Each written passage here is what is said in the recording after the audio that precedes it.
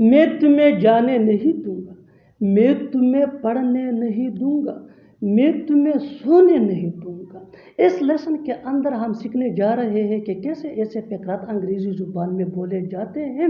ऐसे फ़िक्रात के लिए इंग्लिश का ये स्ट्रक्चर यूज़ होता है, आई वोंट लेट यू।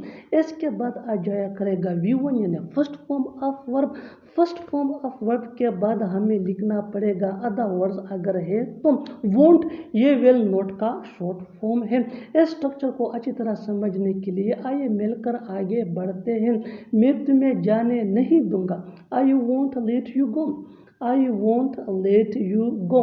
गो ये V1 है यानी first form of verb. Next example for better understanding, मैं तुम्हें पढ़ने नहीं दूंगा, I won't let you study, I won't let you study.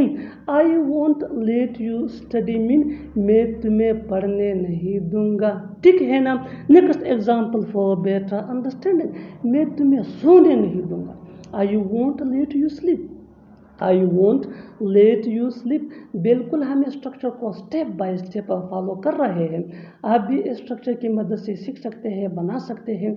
इससे बहुत सी जुमले अंग्रेजी जुबान में आसानी से that can be really helpful for you, which can take you from basic to advance level.